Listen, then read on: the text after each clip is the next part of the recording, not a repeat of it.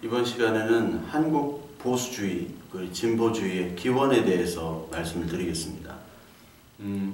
우리가 알고 있는 그 보수주의, 한국의 보수주의들을 보면은 큰 뿌리가 있습니다. 그 뿌리가 뭐냐면은 우리 지금 현재 한국의 보수주의는 이승만과 박정희로 사실 이 보수의 뿌리를 보고 있어요. 근데 이 이승만과 박정희를 보게 되면은 이승만은 건국을 했죠. 그래서 보수주의에서는 이제 건국의 아버지입니다. 그리고 박정희는 산업화를 이뤘습니다. 산업 근대화를 이룬 인물입니다. 근데 여기에 공통적인 부분이 있다면은 바로 반공이겠죠. 반공. 그래서 한국 보수주의는 반공과 요 산업화가 같이 계속 가고 있습니다. 이 산업화라는 것은 지난 시간에 에드먼드 버크가 얘기했던 것처럼 자유입니다. 개인의 재산을 얼마나 자기 스스로 자기가 자유롭게 처분하고 그리고 그것들을 함유하는가, 그것에 따라서 자유주의냐 아니면 사회주의냐로 바뀐다고 그랬죠.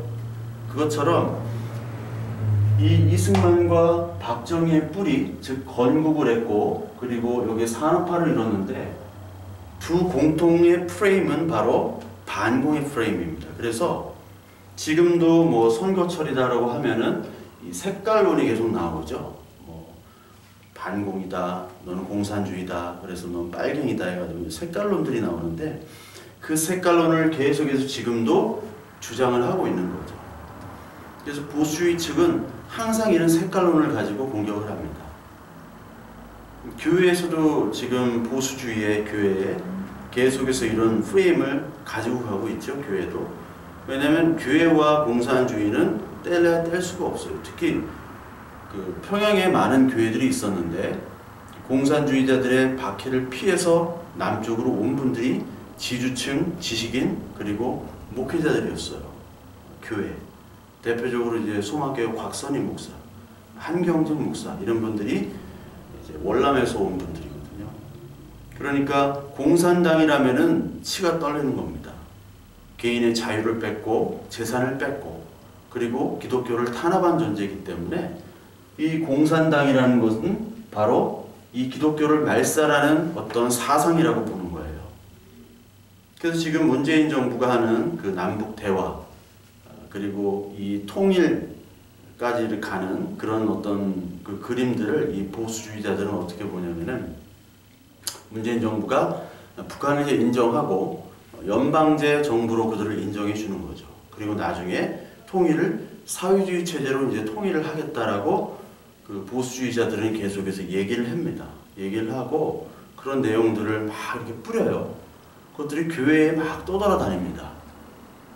그렇게 하면서 이제 하나님 우리나라를 구해주세요, 보호해주세요 하면서 막 열심히 기도하고 하나님 일들을 한다고 하는 거예요. 근데 늘 말씀드리지만 하나님의 나라는 보수도 진보도 아닙니다. 그런데 보수의 프레임과 진보의 프레임을 가지고 계속해서 사람들은 그거를 이데올로그화 시키는 거예요. 마치 바리새인들의 율법에다가 하나님을 가둔 것처럼 보수 진영의 사람들은 자유경제체제 그리고 반공체제로 이 하나님의 말씀을 가둬두고요.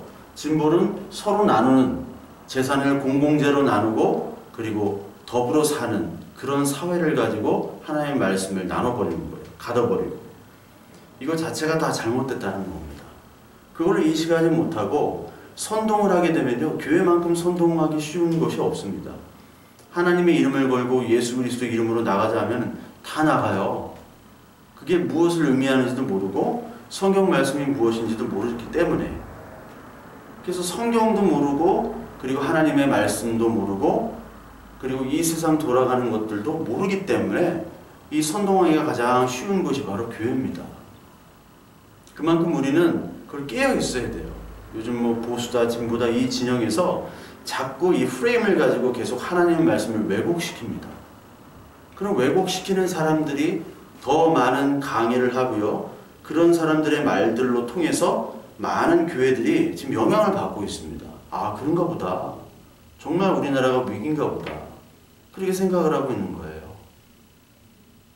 그래서 우리가 보수가 뭔지 진보가 뭔지를 확실히 좀 알아야 됩니다. 이건 우리나라의 보수적인 측면이에요. 그러니까 어떻게 보면 이 보수의 프레임이 이 반공인데, 반공은 사유재산, 사유재산을 인정하는 거잖아요. 반공은 자유주의이기 때문에. 근데 공산주의는 인정하지 않죠. 그렇기 때문에 에드먼드 버크의 그 전통적인 서구의 입장에서의 보수주의로 볼 때는 일맥상통한 거예요. 그렇죠. 반공이 어떤 보수의 프레임으로 가치가 있습니다. 그러나 반공 자체가 보수라고 하기에는, 반공은 바로 보수다라고 하기에는 좀 여러 가지 어폐가 있고 좀 문제가 있겠죠. 왜냐면 그런 그 서구적인 그 보수라는 말이 이제 서구에서 프레임이 딱 나왔기 때문에 그것을 볼 때는 반공 자체를 가지고 보수로 인정하기는 쉽지 않다. 그러면 또 어떤 사람들은 가진 자가 보수고 못 가진 자가 진보다, 사회다 라고 얘기하는 것도 좀 문제가 있어요. 그건 너무 단순화시키는 거거든요. 그 일제강점기 시대 때 지주층과 자본가들의 많은 분들이 다 친일파였습니다. 그 사람들이 다 친일을 했죠. 그런데 그 중에서도 독립운동을 하고 그 일제의 체제에 반대를 하면서 운동을 했던 분들도 많이 있어요. 그런 대표적인 분들 많이 있잖아요. 이종걸 의원, 이종걸 의원이 바로 이우영 선생 그 후손이잖아요. 이우영 선생 같은 경우는 굉장히 많은 재산을 다 독립군 그 운동으로 다 자신의 재산을 바쳤던 지주였습니다. 그러니까 잘 살고 못 사는 것으로 진보와 보수를 나눌 수도 없는 거예요. 이 진보와 보수를 나눌 때 특히 우리 한국과 서양과는 다르죠. 물론 중국과 일본과도 다릅니다. 이 서구에 맞는 그 보수, 서구에서 얘기하는 보수를 우리나라에게 그대로 적용하기도 힘들고요. 우리나라의 보수적인 개념을 서구에 적용하기도 힘들어요. 그런데 서구의 보수라는 그 이념들은 바로 그 프랑스 혁명을 통해서 이제 보수가 이루어졌는데, 그 프랑스 혁명 때 그 로베스피에르의 그 철권 통치, 피해 통치, 그걸로부터 얼마나 이 혁명과 진보라는 개념들이 얼마나 피비린내 나는 것인지를 에드먼드 버크가 비판을 했다고 그랬잖아요. 그러니까 이 보수라는 이 서양의 개념, 보수주의라는 개념은 옛날 전통으로부터 계속해서 축적되어 온 지혜와 전통과 경험에 따라 이루어진 하나의 철학 체계로 이루어진 겁니다. 그래서 굉장히 깊고요. 굉장히 사상체계가 논리적이고 철학적입니다. 그에 비해서 한국의 보수는 그런 논리적이고 철학적인 체계가 없었어요. 왜냐하면 한국의 보수라고 하면은 그 전까지의 우리의 보수는 바로 유교, 성리학이었습니다. 성리학. 유교와 성리학이었는데 우리나라의 보수의 틀이 바로 이승만과 박정희를 우리나라는 보수의 그 초창기로 보고 있어요. 우리 현실적으로. 그러면 이승만과 박정희의 또 공통점은 바로 친일파 등용입니다. 친일파 등용. 근데 여러분, 친일파라는 것이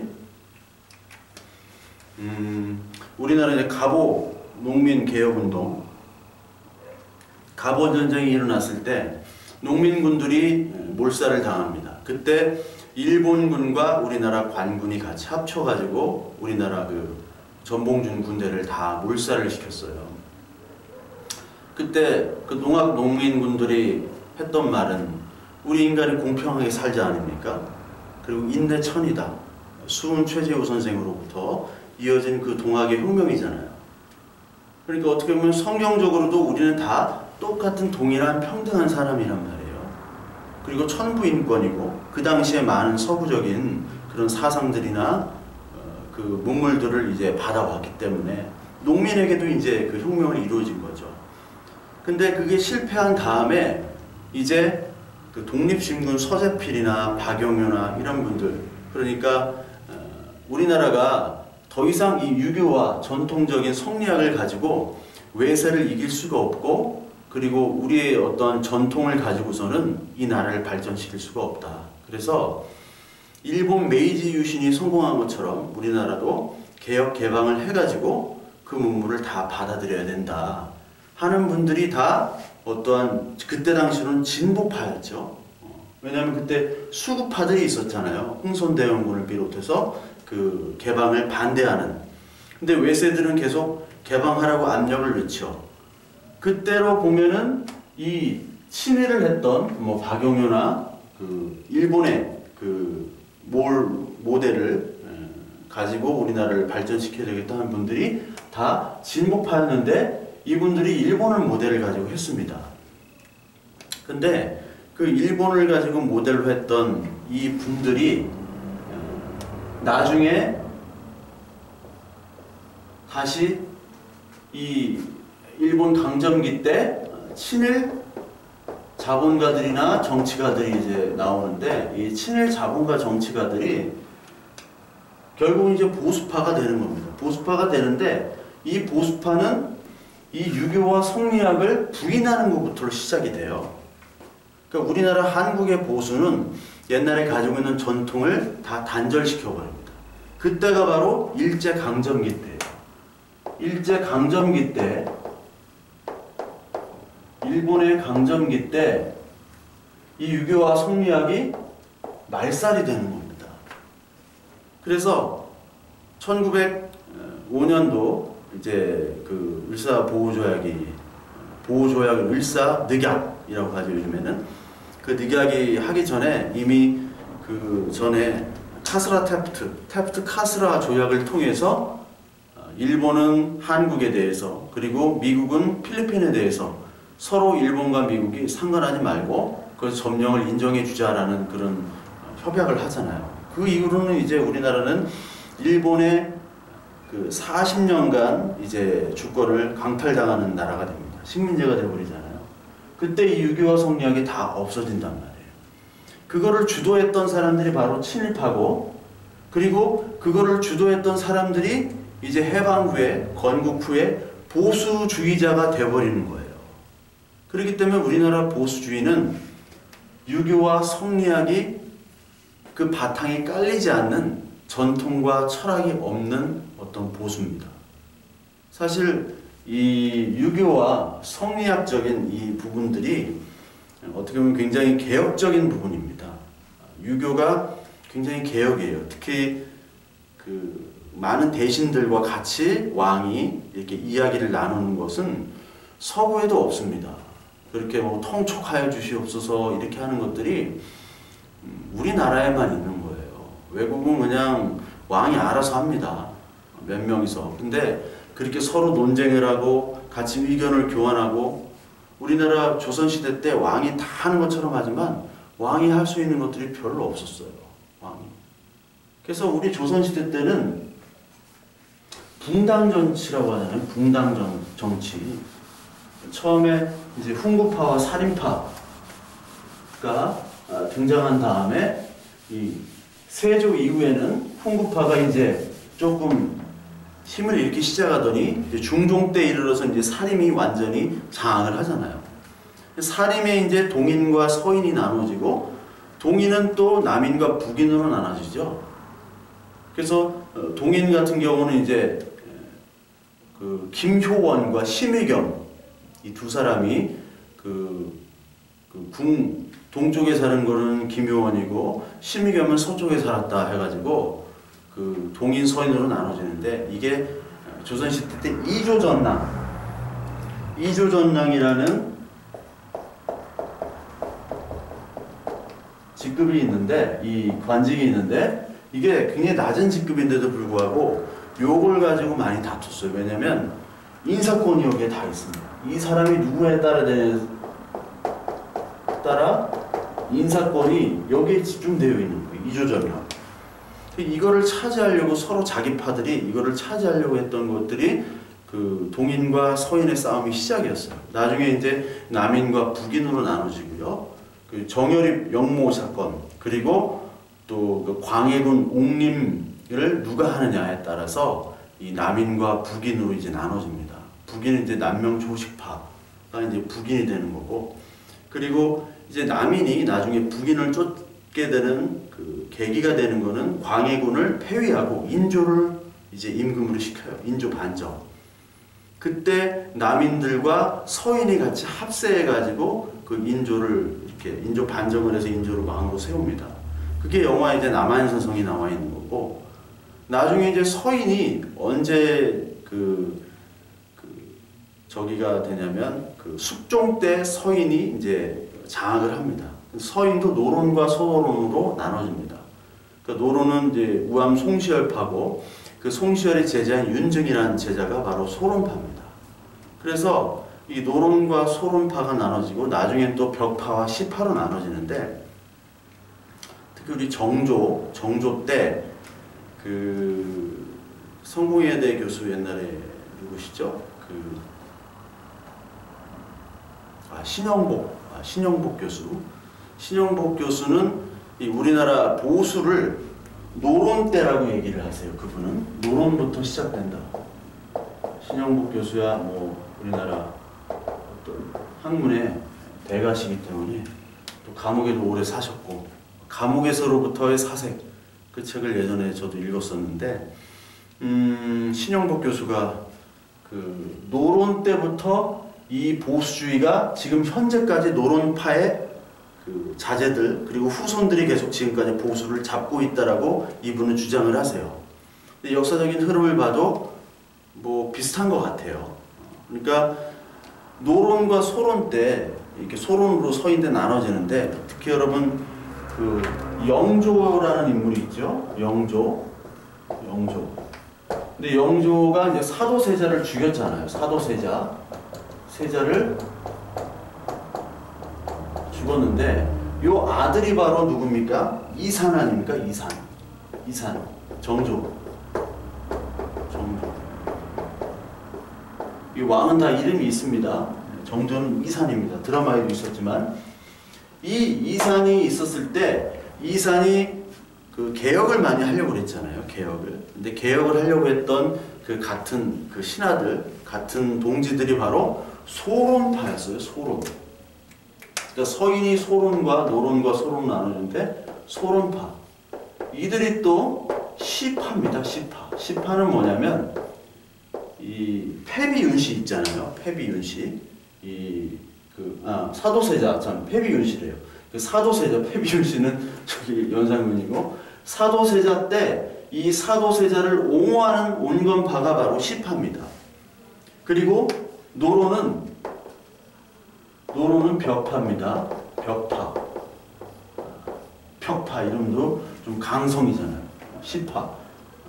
욕같지만 여기는 온전하고 여기는 벽파. 근데 노론은 이 사도세자를 죽인 거에 대해서 옹호를 하는 거예요. 그러니까 영조편이었던 거죠. 근데 이산이 소론과 같이 개혁을 하는데 얼마 못 가서 정조가 죽잖아요. 그래서 소론이 이제 제거가 되고 노론이 이제 정조 이후부터는 계속 집권을 하게 됩니다. 그러니까 노론이 보수의 그 원뿔이다라고 신영복 교수는 얘기해요. 그러니까 노론 후에는 이제 여러 왕들이 계속해서 나오는데, 심지어 그 철종이라는 왕은 강화도에서 농사를 짓던 사람이었어요.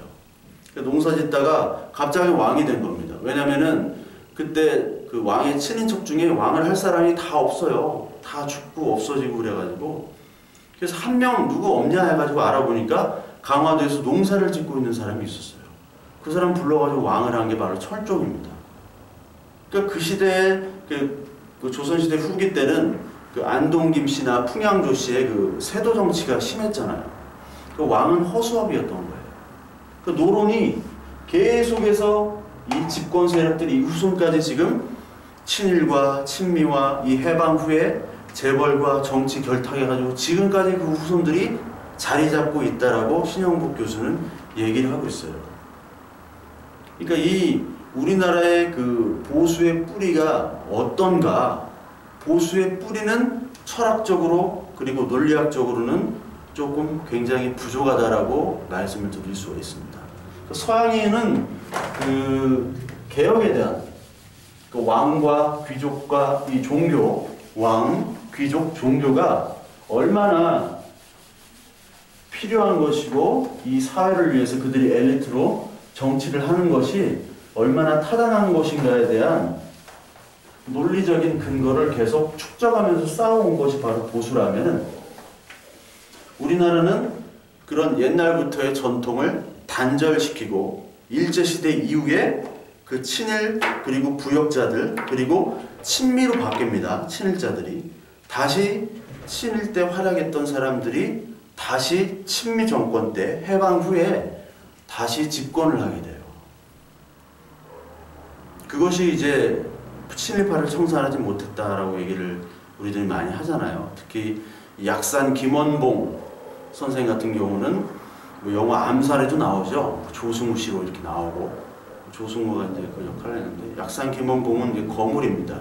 김구와 함께 이제 거물인데, 그 약산 김원봉이 이제 밀양 사람인데, 그 약산 김원봉이 해방 후에 친일 경찰에게 고문을 당해요.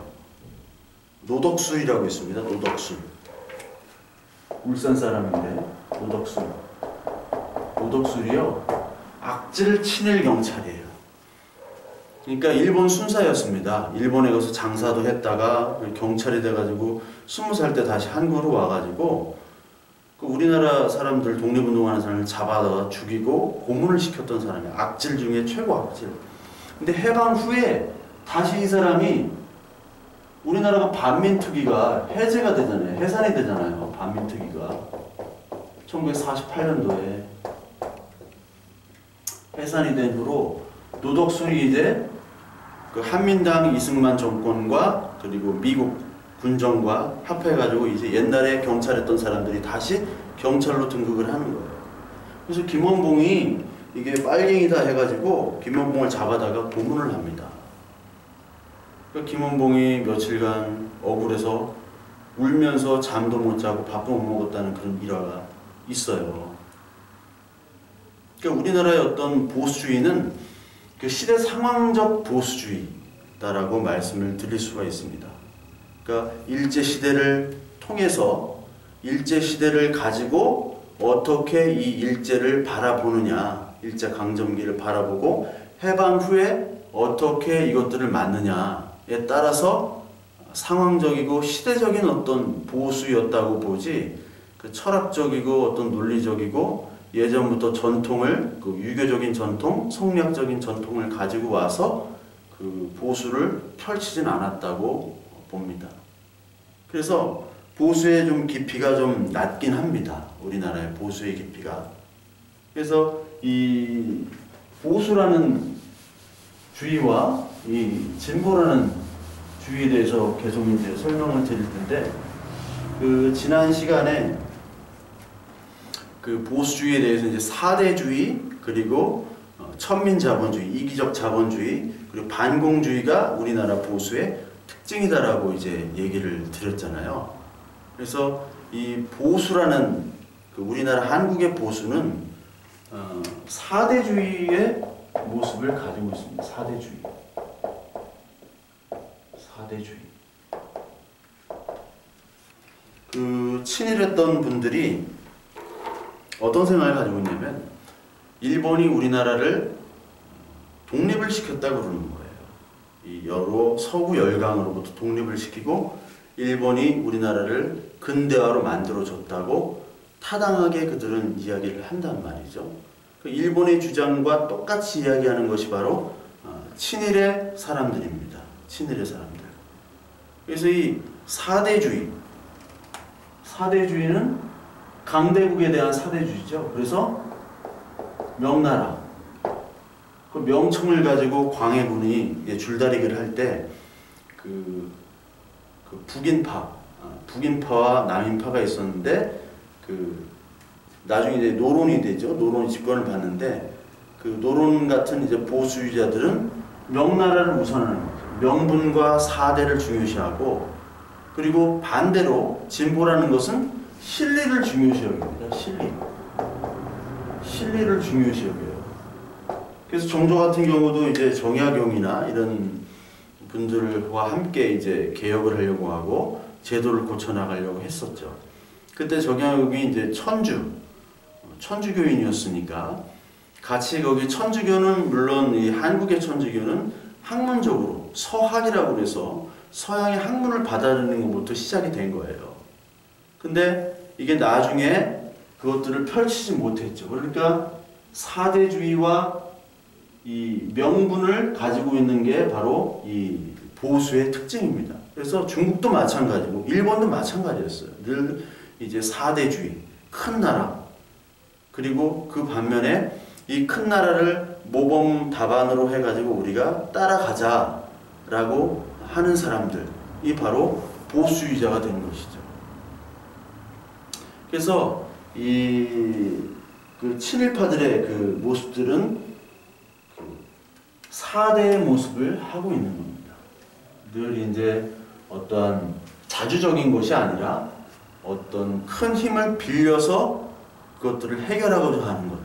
그래서 지금의 어떤 보수 측면과 진보의 측면이 있는데, 보수하는 분들은 미국과 함께 통일을 해야 되는 거죠. 미국이 어떤 주도하에. 근데 진보라는 분들은 이제 자주국방, 자주통일, 자주라는 말을 많이 합니다. 그래서 진보와 보수의 차이가 이 사대주의를 어떻게 바라보느냐에 따라서 달려있는 겁니다. 그러니까 보수주의자들은 늘 이제 사대를 정당화시키고요. 그 진보주의자들은 사대를 비판합니다. 그것이 이제 두 개가 이제 나눠지는 것이고, 그러니까 그 보수주의자들이 식민지가 된 이유는, 바로 우리나라가 식민지가 된 이유는 무지하고 나태하고 게으른 그런 민족성 때문에 그렇다 해가지고, 민족성 개조, 민족성 말살, 전통 말살, 이런 것을 가지고 계속해서 친일을 했거든요. 그래서 그 후에도 똑같이 반공과 그리고 사대주의가 같이 섞여지면서 우리나라는 이제 근대화 되려면 우리나라를 모든 것을 뜯어 고쳐야 된다 해가지고, 이 보수주의자들은 그것들 개발이라는 그런 명목하에 모든 것들을 다 제도를 부셔버립니다. 그랬던 게 우리나라의 보수주의자들이었어요. 그래서 이 자주적인 측면, 그리고 이 사대적인 측면을 가지고 진보와 보수로 나눕니다. 특히 이제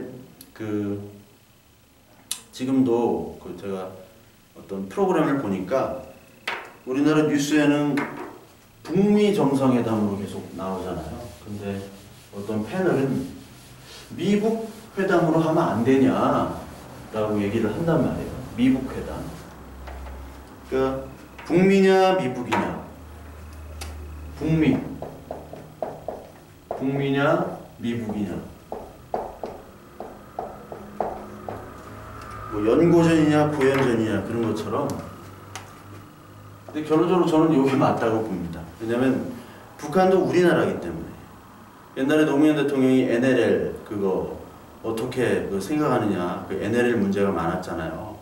근데 사실은 이 대한민국 법에도 나와 있지만, 이 한국은 남한과 북한이 같은 영토로 이걸 대한민국으로 사실 봐야 돼요. 그렇게 명시가 되어 있고요. 그래서 어떻게 보면 NLL은 군사적으로 의미가 있지만 다른 면으로는 의미가 없다. 특히 이제 진보주의자 같은 경우는 그래서 남침과 북침이 큰 의미가 없다라고 보는 겁니다. 왜냐하면 어떤 진보적인 어떤 국가를 이루기 위한 하나의 이 과정이기 때문에 남침이든 북침이든 이미 이쪽 사상이 있고 저쪽 사상이 있다는 것을 서로를 인정하는 게 바로 진보 측이에요. 근데 보수 측은 절대로 저쪽은 인정을 안 하는 거죠. 그러니까 나라가 될 수 없는 거예요. 저쪽은 나라가 될 수도 없고 저런 사상을 인정할 수도 없는 거고, 근데 진보 쪽은 그거를 이제 얼만큼 열어놓느냐에 따라서 급진적인 진보가 있을 수 있고 온건한 진보가 있을 수가 있고 그렇게 되는 거죠. 근데 그 팩트이기 때문에 이건 남침이다라고 봐야 되는 것은 저는 맞다고 봅니다. 그래서 진보냐 보수냐 우리가 어떤 거를 택할 수가 있습니다. 크리스찬으로서 진보를 택할 수도 있고 보수를 택할 수도 있습니다. 그러나 무조건 진보, 무조건 보수는 성경적이지 않습니다. 왜냐하면 성경에서 얘기하는 거는 하나님의 성품, 하나님이 우리에게 주시는 그런 우리가 알 수 있는 우리 인간의 지각으로 깨달을 수 있는 것들이잖아요. 그것은 하나님의 사랑과 은혜와 공의, 거기에 또 하나님은 심판하시는 하나님, 그리고 용서하시는 하나님, 그리고 더불어 사는 하나님입니다. 그거를 볼 때는 어떤 측면에서는 진보적인 측면이 있어야 되고 어떤 측면에서는 그 보수적인 측면이 있어야 되는 거예요. 이렇게 얘기하면 보수와 진보에서 다 공격을 당합니다. 특히 우리나라는 한쪽 편을 들어라 라고 얘기를 하는 거죠. 그러나 하나님의 나라는 우리 정치 성향은 있어야 되지만, 정치 성향은 저도 있습니다만, 그것이 하나님의 주시는 그 말씀에 나오는 그 모든 하나님의 인도함과 행위와 그리고 우리에게 요구하는 그런 성령의 열매들이 있잖아요. 그런 열매들에 얼마나 부합하느냐에 따라서 그것들을 선택하고 취합해야 되는 것이지, 무조건 이쪽 보수가 진리다, 아니야 진보가 진리다 라고 할 수가 없는 거예요. 다 타락한 겁니다, 보수와 진보가. 그걸 모르고 프레임으로 만들어가지고 서로 공격하고 서로 죄인이다라고 하는 것은 굉장히 문제가 있는 겁니다. 여기서도 보수는 미국부터 얘기하는 거예요. 미국부터. 미국이 우선입니다. 민족이 우선이 아니라 사상이 우선입니다. 그러나 진보 측은 북한은 우리 동포이기 때문에 북한부터 우선하는 거죠. 그래서 그 진보와 보수의 그 재밌는 점이 뭐냐면, 역대 우리나라의 당명을 보더라도 쉽게 알 수가 있습니다. 당명을 보더라도 쉽게 알 수가 있습니다. 보수는 사유재산의 자유를 인정하는 겁니다. 자유. 사유재산의 자유가 가장 중요합니다. 그래서 자유민주주의냐 사회민주주의냐가 중요한 거예요. 자유민주주의,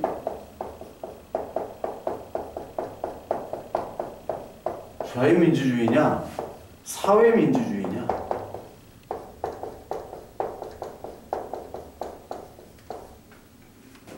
독일의 지금 메르켈 총리가 속해 있는 당이 기독교 민주당입니다. 기민당. 근데 기독교와 전혀 관계가 없는 당입니다. 그리고 두 번째로 큰 당이 바로 사회민주주의 3인당입니다. 독일에 제가 한 3개월간 있었는데요. 정확하게 독일은 자유민주주의가 아니라 사회민주주의 국가입니다. 정확한 국가예요, 독일은. 그리고 프랑스는 여기에 조금 중간이고, 여기도 많고, 톨레랑스의 자유와 여기 관용과 함께 같이 있는 나라가 좀 프랑스고, 독일은요, 정확하게 사회민주주의 국가예요. 이 시스템으로 반드시 이루어지고요. 그리고 개인이 큰 돈을 벌 수 없는 나라가 바로 독일입니다. 반대로 미국은 완전 자유민주주의 국가죠. 없는 사람은 죽어야 되는 나라입니다.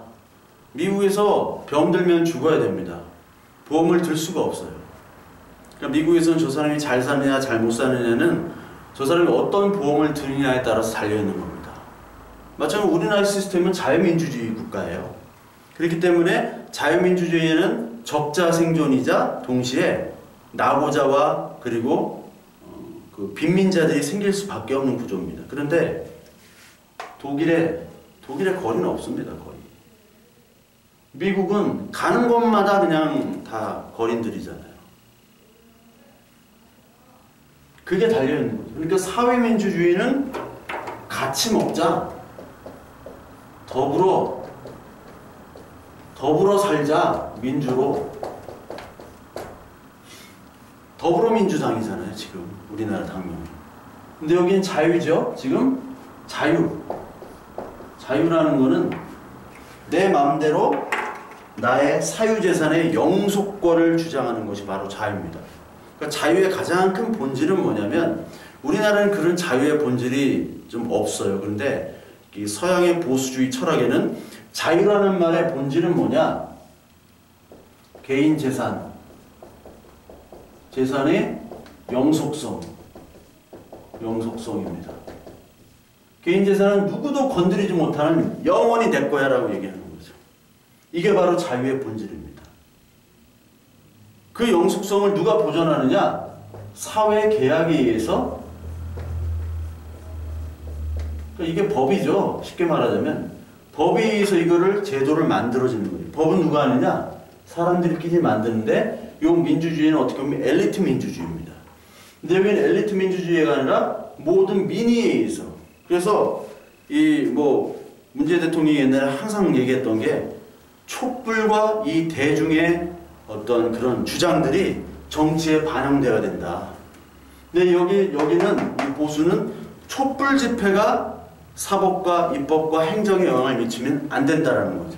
즉 거기 뽑힌 엘리트들에 의해서 컨트롤되고 자유는 사회계에 의해서 개인의 재산과 판단을 보존을 해줘야 된다는 겁니다.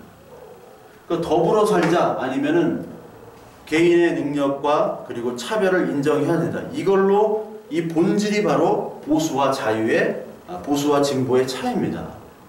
그래서 당명을 보면 아세요? 여기 자유한국당이잖아요, 우리나라가. 여기는 민주당이죠.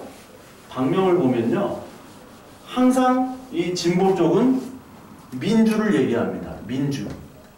예. 민주라는 걸 항상 얘기해요.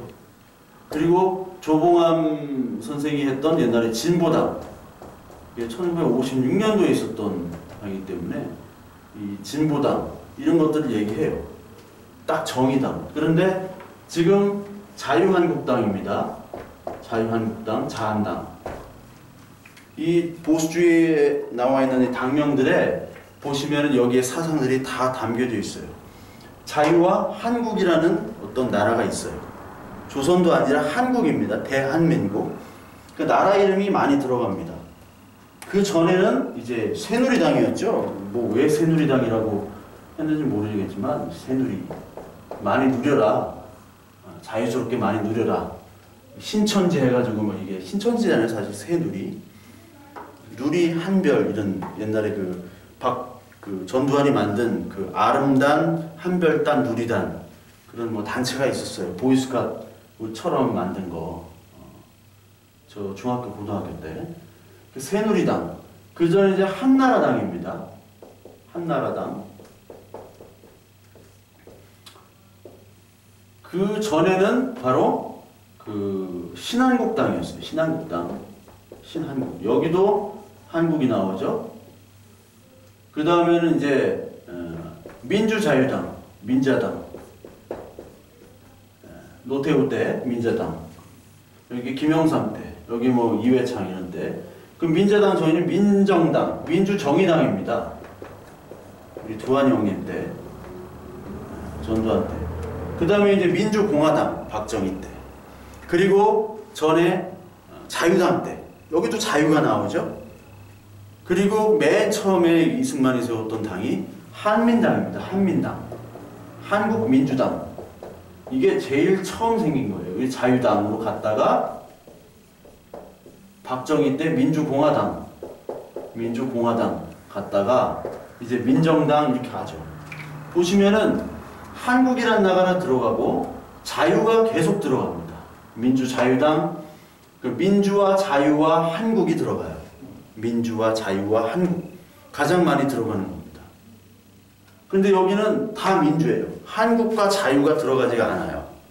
그래서 지금 개헌을 한다 할 때 자유, 한국, 자유민주주의 국가라는 거에서 자유를 뺀다, 안 뺀다, 그게 어떻게 되나는 모르겠어요. 진짜 빼려고 하는 건지 모르겠는데, 자유를 빼냐, 안 빼냐 가지고 지금 논란이 많잖아요. 그게 진짜 뉴스인지 가짜 뉴스인지 모르겠지만, 교회의 카톡으로 막 이렇게 뿌려집니다. 그래서 민주주의, 북한도 민주주의 공화국이잖아요. 조선민주주의공화국.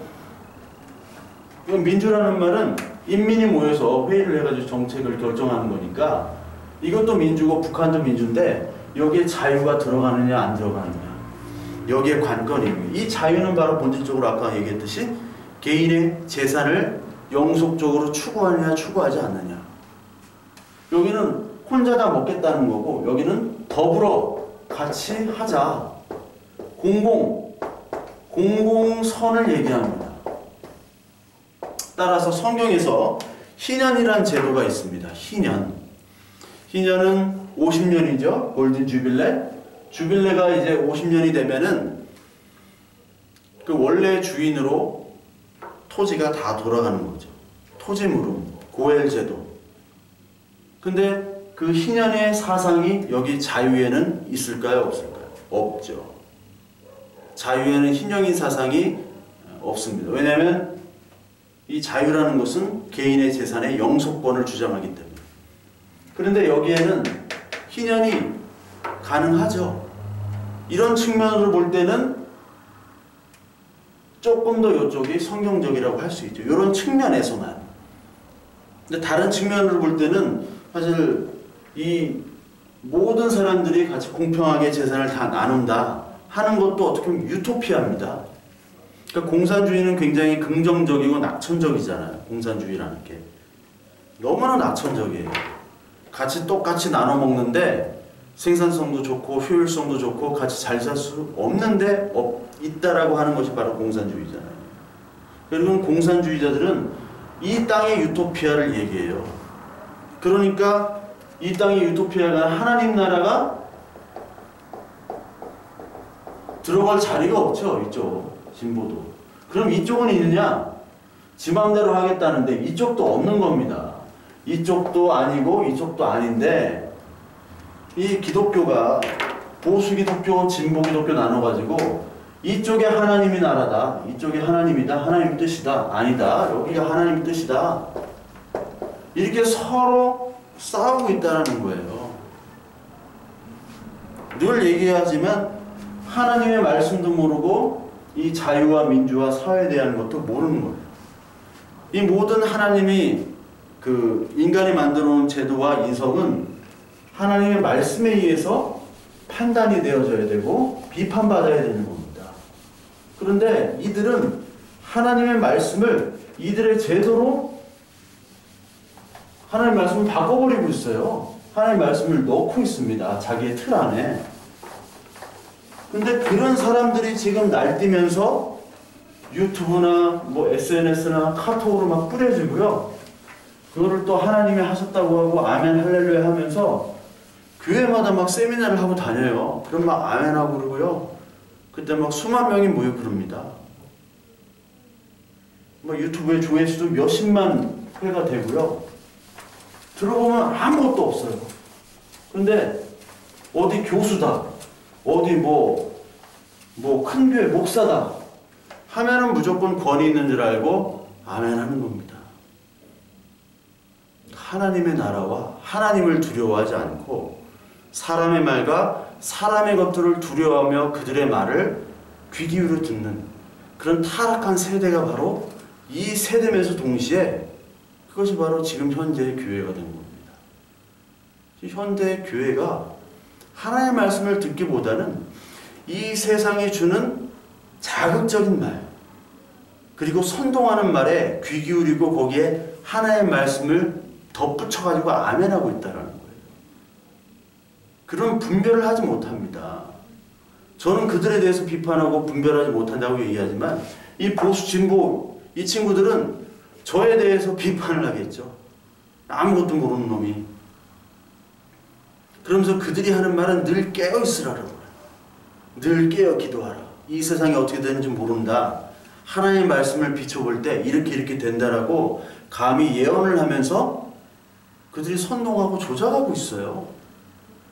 아멘하고 큰 대형교회가 그것들을 같이 선동하면서 그들을 세워서 하나의 이데올로기로 만들어버립니다.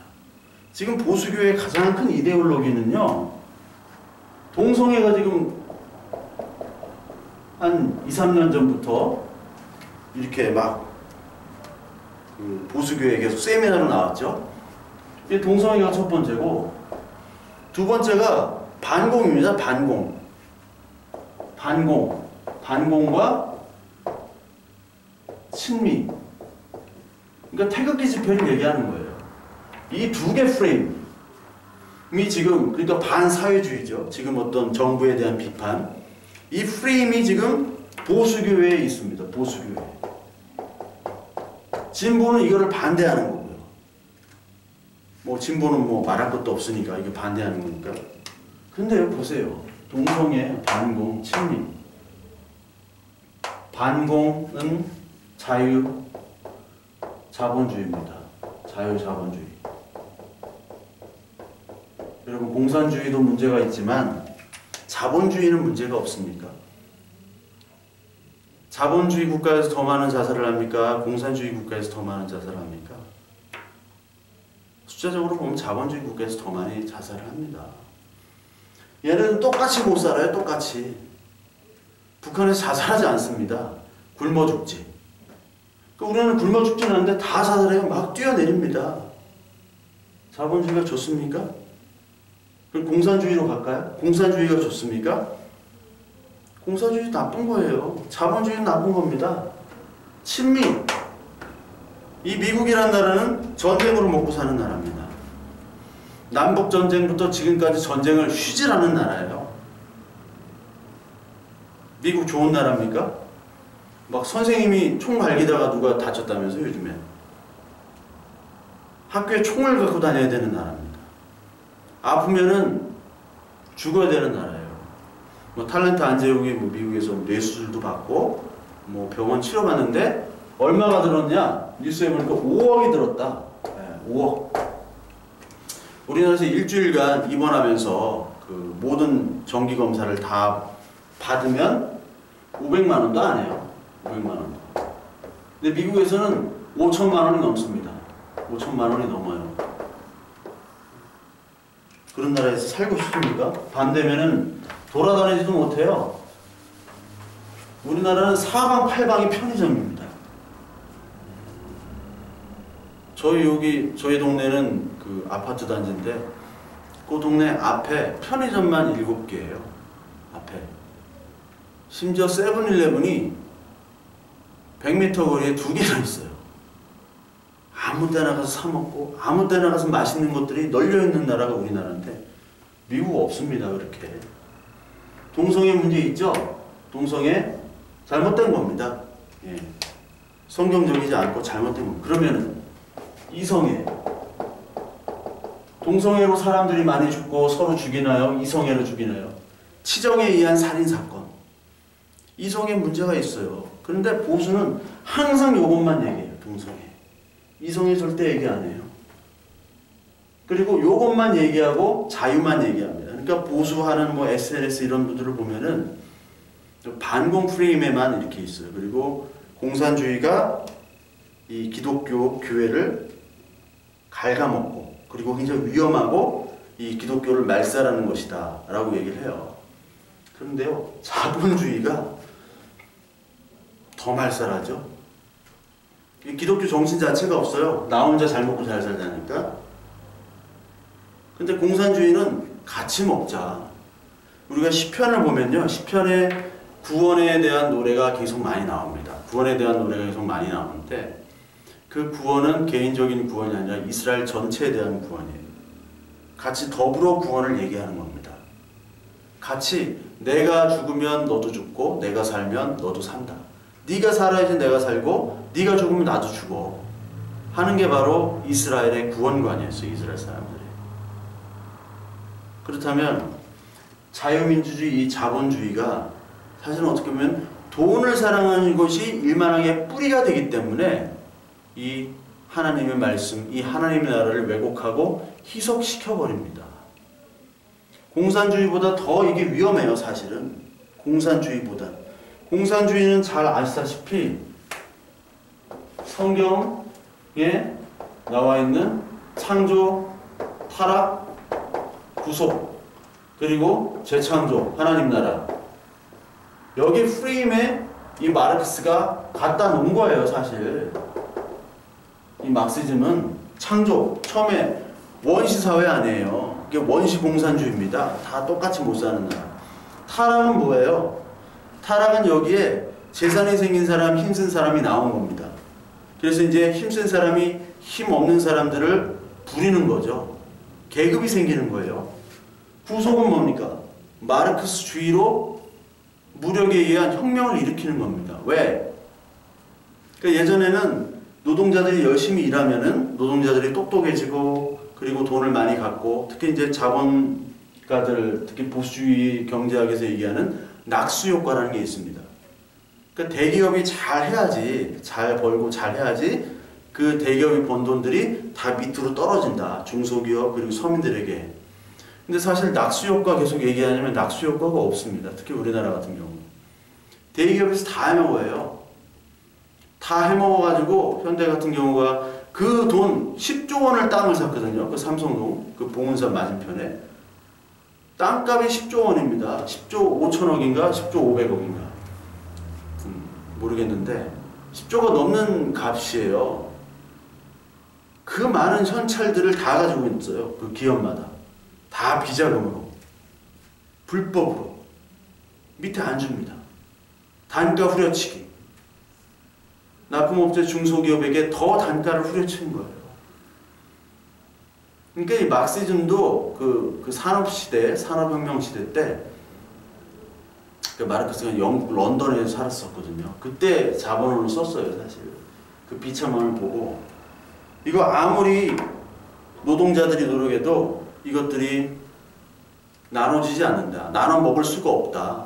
해서 그 방법은 혁명밖에 없다. 프롤레타리아 혁명밖에 없다. 해가지고 혁명에 의해서 공산주의가 이루어지면 그것이 바로 하나님 나라, 새하늘과 새 땅이다라고 얘기를 하는 겁니다. 그 프레임을 갖다가 이거를 삼위일체 프레임과 그 성경 프레임으로 완전히 바꾼 게 바로 김일성 주체사상이에요. 그거는 공산주의가 아닙니다. 김일성 주체사상은 그건 공산주의가 아니라 지들이 평생 해보려고 하는 악랄한 성경을 이용한 악랄한 그런 제도죠. 우상화죠. 근데 그쪽 공산주의, 특히 이제 김일성 주체사상이 우상화가 됐다면 우리나라는 자본주의가 우상화가 된 거예요. 자본주의. 손봉호 교수가 뭐 우리나라 교회는 딱 두 개. 돈, 우리 교회. 요것 때문에 교회가 타락했다라고 해요. 돈, 우리 교회. 교회 성도들이 돈을 너무 좋아합니다. 그리고 교회 성도들은요, 남의 교회는 없어요. 우리 교회. 가족, 내 가족밖에 없습니다. 남의 가족은 생각하지 않아요. 그게 이 한국 교회를 망쳤다라고 얘기를 해요. 손봉호 교수. 뭐 부분적으로 맞는 지적입니다. 이 보수와 자본, 자유라는 것의 폐해를 성경을 아는 기독교인들이 그거를 바라봐야 되잖아요. 성경에 분명히 나왔잖아요. 디모데에게 바울이 돈을 사랑하는 것이 일만하게 악이다. 예수님이 뭐라고 하셨습니까? 예수 그리스도가 돈과 나를 같이 섬길 수가 없다. 부자는 하나님 나라에 들어가지 못한다. 얘기했잖아요. 부자, 돈이 많으니까, 권력이 많으니까, 지식이 많은 그런 부자들은 하나님 나라를 거부합니다. 하나님 나라는 그 모든 것들을 부인하고 자기를 버려야 되기 때문에. 그래서 자유민주주의를 옹호를 할 수 있지만 거기에 자유의 본질에 대해서 우리는 성경으로 비판을 가야 되는 게 바로 교회고 그리스도인인데 오히려 그 자유를 가지고 방종함으로 돈을 많이 벌어라. 그 돈을 가지고 네 멋대로 써라. 그렇지만 하나님의 은혜를 받았으니까 하나님께 바쳐라. 어떻게 바치냐? 교회와 목사에게 바쳐라. 이렇게 무식한 소리를 하면 노맨이라고 해야 되는데 다 아멘 하고 있는 겁니다. 입이 바짝 탑니다. 아무 생각이 없는 거예요. 교회에. 그래도 우리나라 그 보수주의자들은 책이라도 보는데 이 기독교 보수주의자들은 성경도 안 봐요. 책도 안 봐요. 그럼 뭐 진보주의자는 뭐냐? 진보주의자들은 성경 안 봅니다, 여러분. 진보주의 기독교인들 성경 잘 안 봐요? 몰라요? 제가 이렇게 그분들하고 얘기해보면 모릅니다. 근데 사회 서적, 책, 일반 서적들을 많이 읽어요. 철학도 많이 알아. 철학도 많이 압니다. 근데 이쪽 보수주의자들은 성경 막 암송 끝내주기 합니다. 암송 끝내주기 하고 막 쫙 이렇게 외우고 다 알아요. 근데 성경이 뭘 얘기하는지 몰라요. 참 의미를 모르는 거예요. 수박 겉핥기를 하는 겁니다. 책 잘 안 읽습니다. 그러니까 공리주의자들, 결과주의자들이기 때문에 과정은 관심이 없어요. 잘 먹고 잘 살면 되는 거예요. 이쪽은 아주 나쁘게 말해서 책 안 읽어요. 철학 별로 없습니다. 그래서 유승민 같은 경우 이 보수주의가 잘못됐으니까 철학 있는 보수주의, 따뜻한 보수, 그게 진정한 보수다라고 얘기하잖아요. 그러니까 자유한국당이나 그 사람들은 사실 따뜻하지도 않았죠. 잘 먹고 잘 살았죠. 권력과 친일부터 해가지고 친미, 그리고 재벌, 또 친귀족적으로 해가지고 정경유착을 통해서 자기 정권과 자기 이익을 창출했던 사람들이죠. 그러니까 이런 것들이 다 없다. 그래서 이런 것들을 마련하자 했던 게 유승민이에요. 유승민은 그걸 계속 주장하고 있어요. 따뜻한 보수. 안 읽습니다. 철학도 없어요. 결과로 승부를 하는 거예요.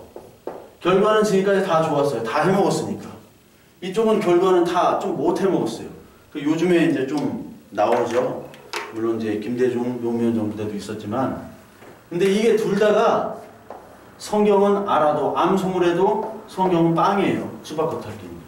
성경을 어떻게 읽냐? 철학으로 읽어요. 그러니까 허무와 죄밖에 없는 겁니다. 허무와 죄. 철학을 많이 알지만 철학으로 신학을 하고 철학으로 성경을 읽으면요, 말도 잘하고 똑똑하고 보여지지만 하나님 말씀을 모릅니다. 하나님 말씀을 모르는 타락된 이성으로 하나님 말씀을 읽으면 허무하고 죄밖에 없는 겁니다. 여기도 마찬가지예요. 성경을 많이 아는 것 같아요. 믿음이 좋은 것 같아요. 헌신해요. 그런데 허무, 죄 똑같이 나타납니다. 돈, 타락, 자유, 방종, 권력, 이런 것으로 이게 망쳐지는 거예요.